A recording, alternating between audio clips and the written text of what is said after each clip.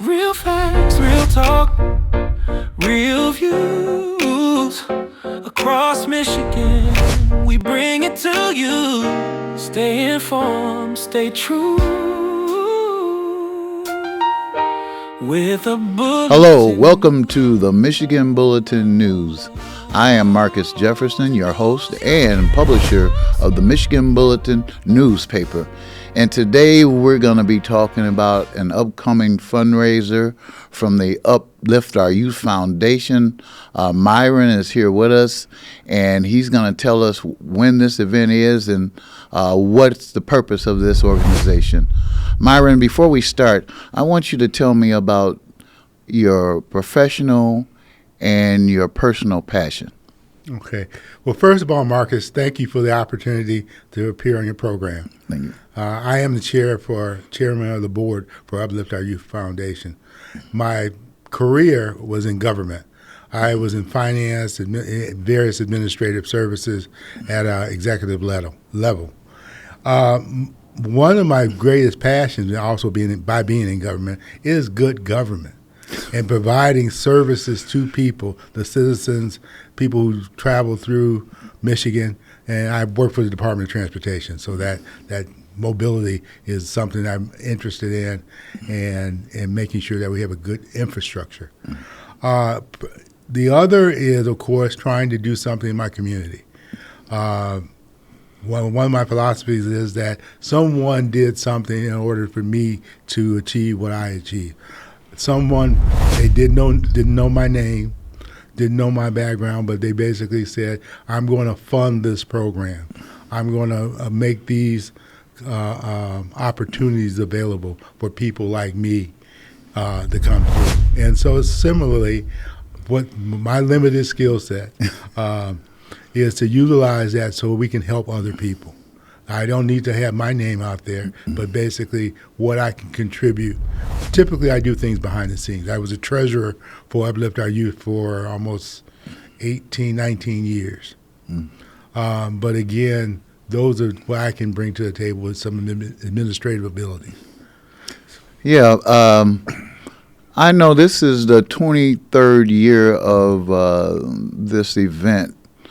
Can you give us a little background? I know that your friend and mine, it was his baby from the beginning, but just kind of give us a synopsis of what you do. Okay, so Uplift Our Youth Foundation was started in 2002, and it was under the Community Foundation here in Lansing. And Larry Leatherwood is the founder of it. He had a idea that there was a need to provide funding to innovative and small and innovative groups that support youth programs in the community. A number of groups are large ones, household names, but there are a number of small startup operations that are doing things differently because, again, to service youth, you have to be flexible in the approach that you use. Yes. So Larry's thought was, let's figure out a way that we can have an organization that collects money and then gives that money in the terms of grants and other types of financial support to these small organizations, recognizing that these small organizations don't necessarily have the manpower to go out and do major solicitations. They're focused on the front line doing the work. Yeah, that's true of a lot of organizations that do a lot of good. I know that over the years, and actually when I was with Black Child and Family Institute, we received some money from you guys.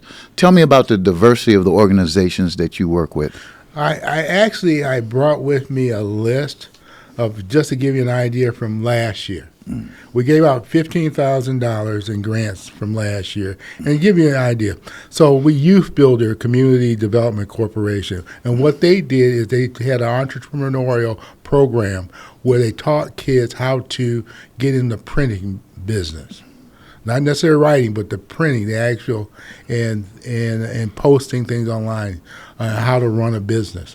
Another one was statesmanship, to teach civics. And again, my passion is, it's a lost art. We had one, Frankie's Corner, Little Thoroughbred Crusade. they, through teaching discipline, responsibility, through assisting in raising horses, caring for horses in the community. They were involved with the recent rodeo in town. Dream World Studio, again, this is the arts community and publishing things on the web. We have one grant we gave to Performance Changers, and what they're doing is came up with a program to promote healthy eating and exercise. Oh, we need that. So, again, just to give you an idea of the diversity of programs. And most people wouldn't know that. They wouldn't know that this Performance Changers is out there, or they wouldn't know that Frankie's Corner is out there. So that's what we do. Oh, that's wonderful. In the last 23 years, I'm sure you guys have given away a little bit of money. It sounded like it was $15,000. What's your estimate on how much money have you given away? Since our creation, we've given out $245,000.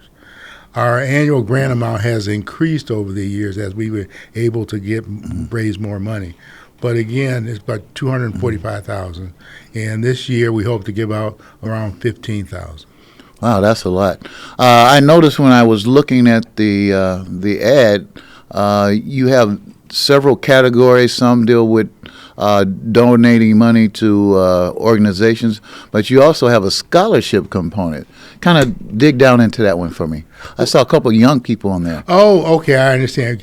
What we're doing is recognizing some youth in the community that are at an early age, high school, typically at high school. They're doing something for themselves and their fellow students to improve the community.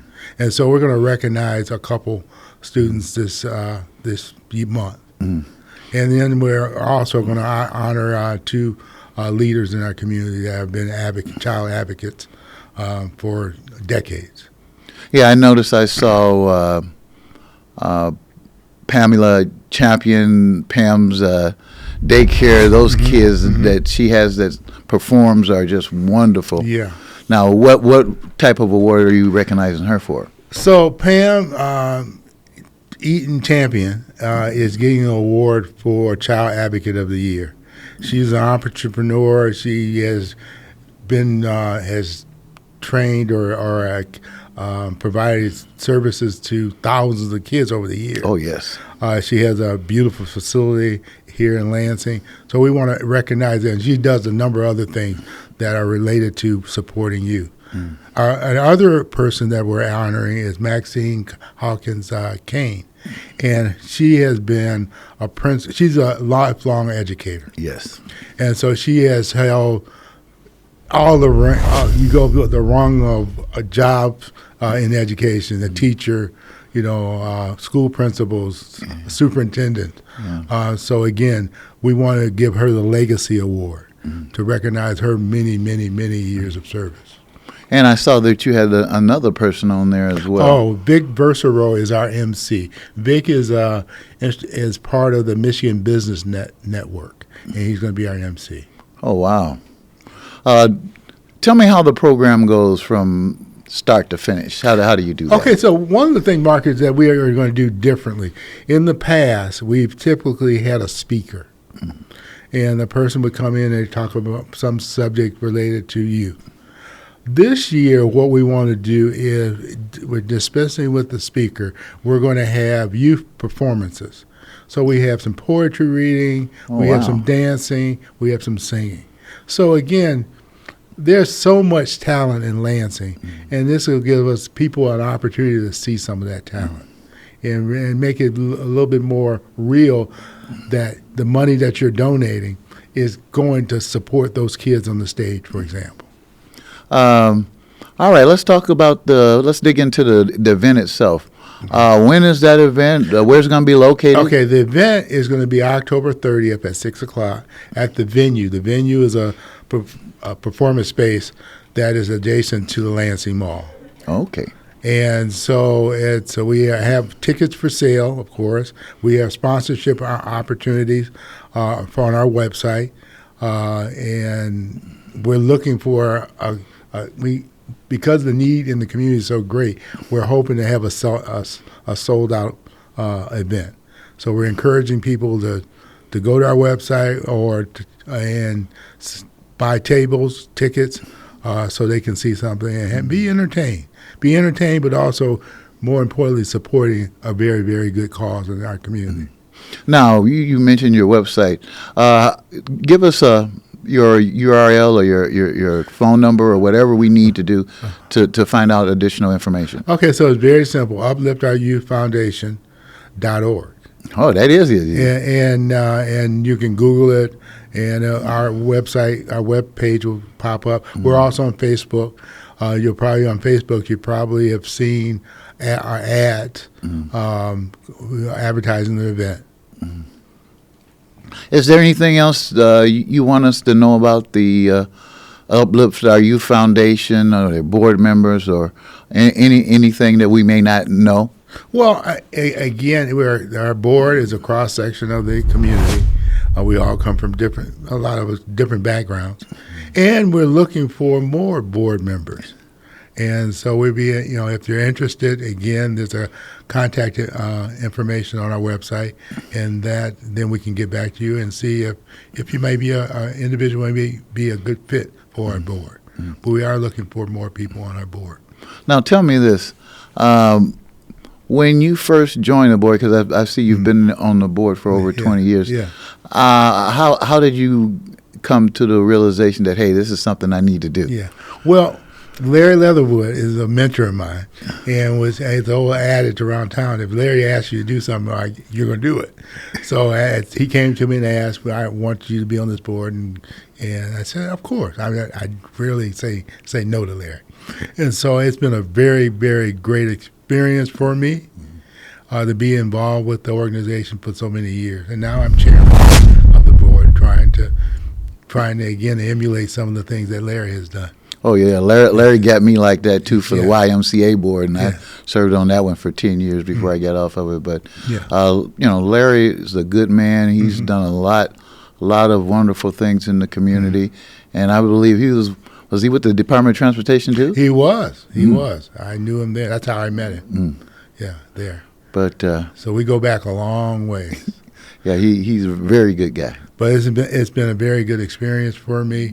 Gives me an opportunity again to do something in the community, and again helps youth, because if that's to use the old adage, the youth is our future. Our future. So yeah, definitely in these times we need that help. Yeah, and again some of the programs that you and I may have benefited from after school and weekends. They're not available, and we have to help reestablish those things, get people off their screens, for example. Oh yes, and communicating with one another. Yeah, exactly. Yeah, it's kind of sad that a lot of the what I call the left brain activities have been eliminated. The arts, the music, and it's sad that nobody's talking about Robert's Rules of Orders or civics anymore. Right. It's reading, writing, arithmetic. Yeah, but those things enhance your life. Yes. And then again, there's a lot of things going on in Lansing, and like I said, as I did the list of some of the things that we've supported in the past, and the performances, you will see there's people out there in Lansing, but they need additional support. Yeah, and some notoriety too. Yeah, exactly. Exposure. Yep. Now, before we leave, one more time, who to contact? When is the event? Okay, the event is October 30th at 6:00 at the venue. This is our 23rd fundraiser, annual fundraiser, and a ticket is $100. And again, we have fundraising levels above that. That's on our website. Also, there's information. If you have a question about the event, there's a phone number. There's a email address, and we'll get back to you fairly quickly within the day. Oh, okay. But we're again excited that with this new format, that we're going to again showcase some youth in our community, and that we get so much doom and gloom that they have time to do some celebration of some of the talents that we have. Yeah. Well, I can't wait to come and see and look at the talent and see what's going on with our youth and see what's there for our promise for the future. Okay. I'll see you then. Oh, yes. Hopefully this was some news that you could use. I'm Marcus Jefferson, and we are going to say goodbye for now, but we will be back soon. Have a wonderful, wonderful life.